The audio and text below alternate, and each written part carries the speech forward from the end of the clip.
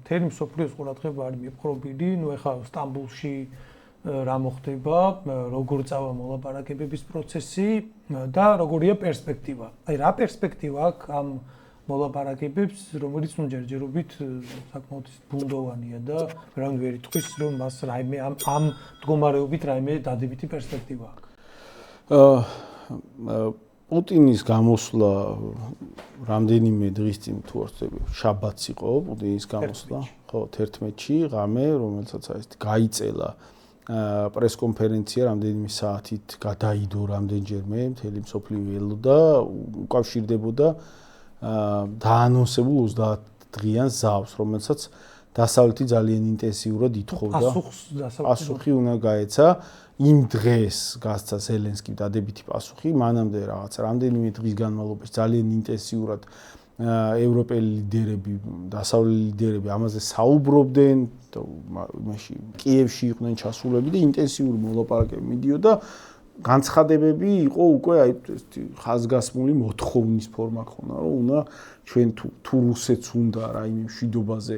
მისი მოტივების რაიმე რწმენა დატოვოს, მაშინ აი ახლა 30 დღიან ზავს ის უნდა დათანხმდეს და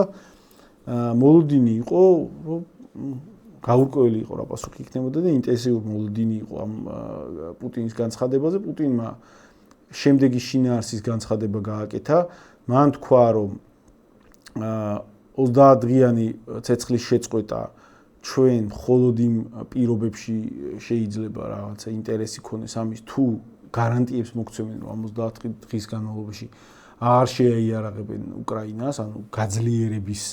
მექანიზმად არ გამოიყენებენ და ამოსუნთქვის მექანიზმად არ გამოიყენებენ 30 დღეს და ამ გარანტიებს არ გვაძლევენ. ამის პარალელურად უკრაინას აღდგომის დღეებში ჩვენ შევთავაზეთ 3 დღიანი ცეცხლის შეწყვეტა და მათ დაარღვიეს არაერთხელ ეს ცეცხლის შეწყვეტა. ეხლა შევთავაზეთ ცეცხლის შეწყვეტა 9 მაისის დღეებში და არც მიიღეს, არ გამოეხმაურენ. 9 მაისზე ბოდიში ზელენსკიმ თქვა, რომ იმიტომ არ დავარტყითო, ანუ პარადზე ვარო, ჩინეთმა მთხოვაო ესო და ჩინეთის თხოვნითო გავითვალისწინეო და ამიტომ არ შეუტიეთო. კი, მაგრამ პუტინმა თქვა, რომ აი 9 მაისის 3 დღიანი ჩვენ მიერ დაანონსებული ცეცხლის შეწყვეტის ფონზე უკრაინელებმა შეტევები განახორციელეს, მათ შორის დრონებით შეტევები, უშუალოდ 9 მაისს არ მოხდა, თუ არ ვთქვი 8 მაისს მოხდა დრონებით შეტევა ინტენსიური რუსეთის მიმართულებით და ანუ დაარღვიეს ესეც არ დათანხმდნენ ამ დროებით ზავს და ასევე ამერიკასთან ერთად შეთანხმებულები ვიყავით, რომ ენერგოობიექტებს არ დაავარტყავდით, საჰაერო დარტყმებს არ მივაყენებდით 30 დღის განმავლობაში და ეს შეთანხმებაც უკრაინამ დაარღვია. ახლა აქ მე იმაში არ შევდივარ იმ განხილვაში რომელი მართალია და რომელი ტყუილია და ვინ დაარღვია და ვინ არა, რაც პუტინმა თქვა, ანუ არგუმენტებად ეს მოიყვანა, რომ ამათთან ასე 30 დღიან და დროებით ზავებს აზრი არ აქვს, იმიტომ რომ მაინც არღვევენ და სინამდვილეში არ დაიჯერება და ისინი ამას იყენებენ საკუთარი პოზიციების გაძლიერებისთვის. ამიტომ პუტინის განცხადებით ამ 30 დღიან ცეცხლის შეწყვეტას არ თანხმდები, მე მზად ვარ მხოლოდ ხანგრძლივი მშვიდობის დამყარებისთვის პირდაპირ მოლაპარაკებებზე და აგერ ეხლავე ვთავაზობ სტამბულში 2022 წელს შეწყვეტილი მოლაპარაკებების გაგრძელებას პირდაპირ მოლაპარაკებების და ამისთვის აი ეხლავე გამოვყოფ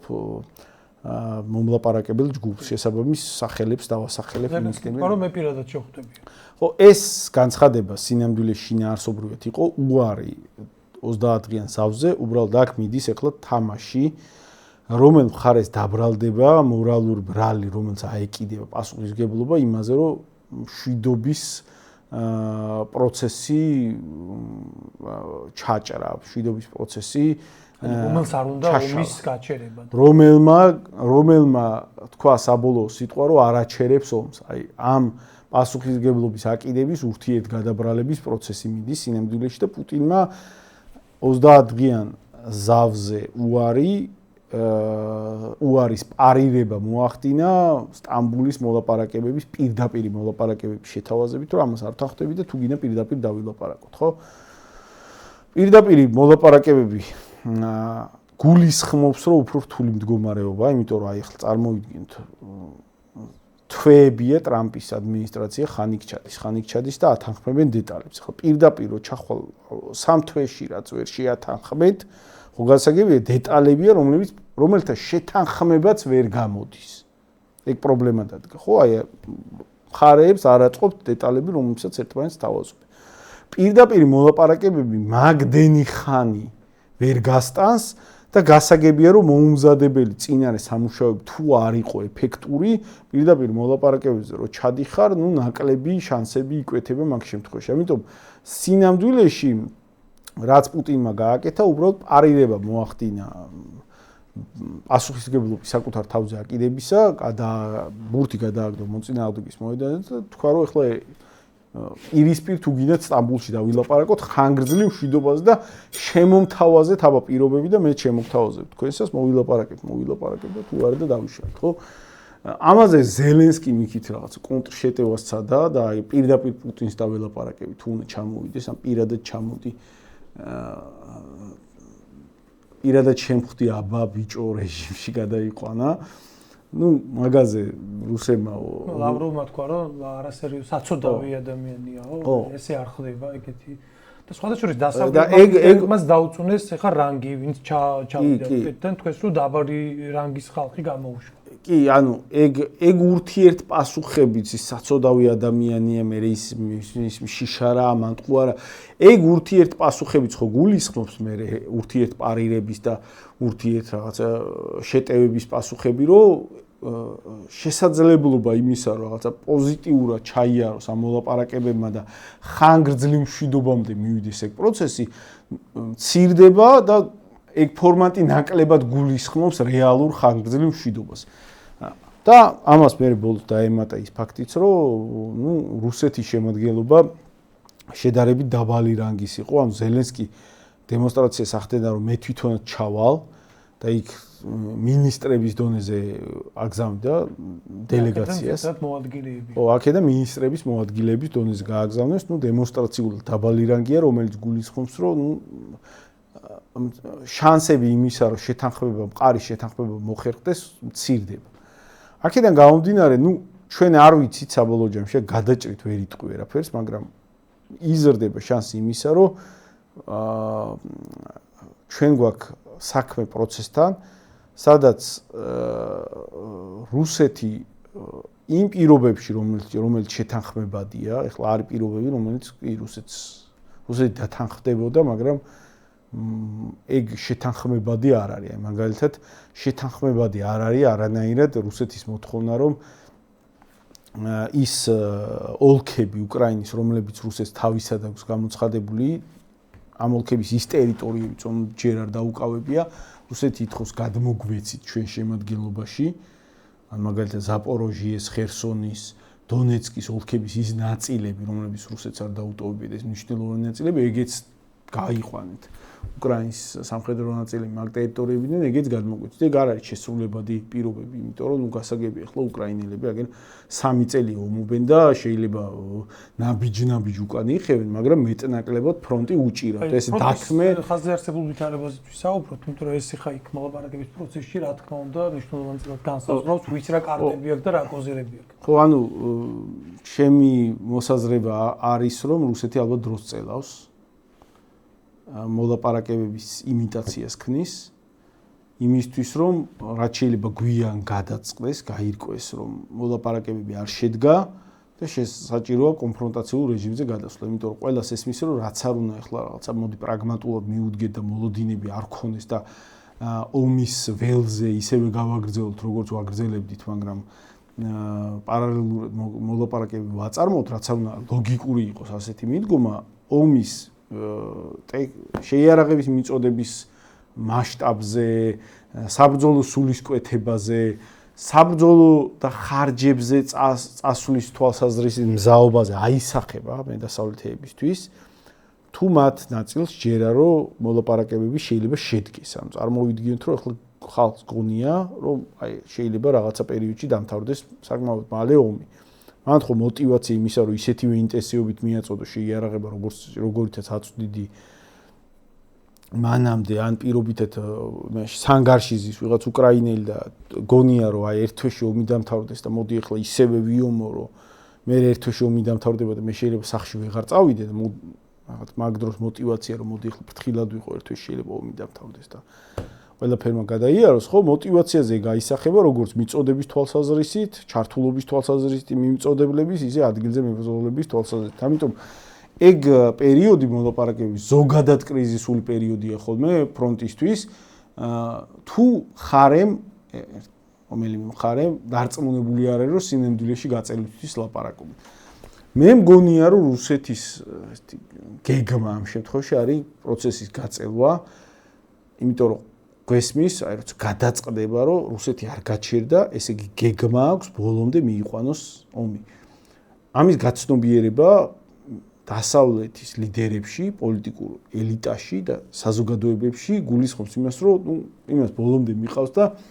ჩვენ ძალების მობილიზაცია უნდა მოვახდინოთ იმისთვის, რომ უკრაინამ გაუძოლოს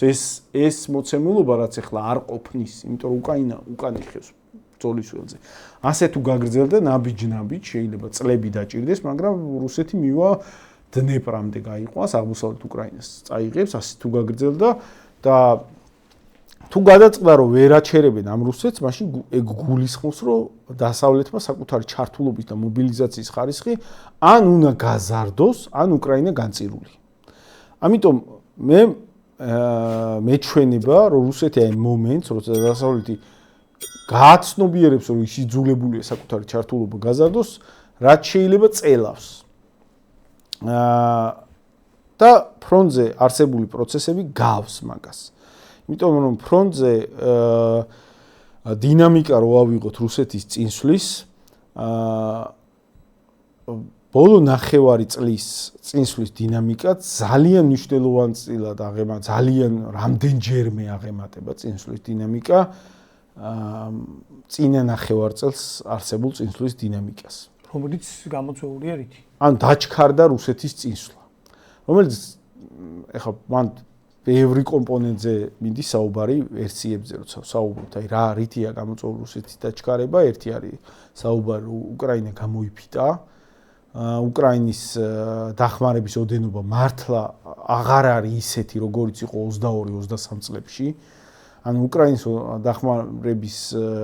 პიკი იყო 23 წლის კონტრშეტევის მომზადების პერიოდი აი როცა ყველას გვახსოვს რომ უკრაინის კონჩეტევაზე ლაპარაკობდნენ ძალიან დიდი ხანი და საუბარი იყო რომ უკრაინა ახლა ზაპოროჟიეს მიმართულებით დაარტყავს და გავა იმამდე რა ქვია ყირიმამდე ხო აღარ ეხმარებიან თუ თუნდაც შეუმცირდათ რესურსები ანუ ყველაფერი ერთად ანუ ოდენობა მნიშვნელოვნად არის შემცირებული შეიარაღების მიწოდების ანუ რაც იყო 22 წელს და 23 წელს იმას რამდენჯერმე ჩამორჩება მათ შორის რესურსები ამოიწურა მაგალითად ძალიან დიდი წილი უკრაინისთვის მიწოდებული შეიარაღების იყო საბჭოთა შეიარაღება რომელიც გაბნეული იყო ევროპის სხვადასხვა ქვეყნებში მაგალითად ხო აღმოსავლეთ ევროპის ქვეყნებში ეგ ყველაფერი უკვე აღარ არსებობს მისცეს ყველაფერი რაც ქონათ პირობითად აი საბჭოთა ტანკები რაც ქონათ მისცეს ხო საბჭოთა რაღაც артиლერია რაც ქონათ მისცეს ამის იქით წავიდა რაც ქონათ ზედმეტი ნატოს შეიარაღება რაღაცები რაც ქონათ ზედმეტი თან ეს რაც გამოცხადებული შეიარაღების ოდენობა იქ უნდა ვიცოდეთ რომ სავარაუდოდ ეგ შორს არის სრული ჩამონათვალისგან ანუ რეალურად ბევრად მეცადლებდნენ და წერდნენ ნაკრებს მაგრამ ნუ ოდენობები უნდა ვივარაუდოთ რომ მართლა რასაც წერდნენ იმაზე მეცაძლევდნენ მაგრამ ხო წერდნენ დეკლარირებული ოდენობები 22-23 წელში აღემატებოდა ეხლა დეკლარირებული ოდენობები სავარაუდოდ რეალური რაოდენობაც მაშინ მეტი იყო ვიდრე ეხლა ხო სარეზერვო მარაგები როგორც ჩანს შემცირდა კი ზრდის ევროპაც და ამერიკაც ამ ხრივ ცდილობს გაზარდოს საწარმოო სიმძლავრეები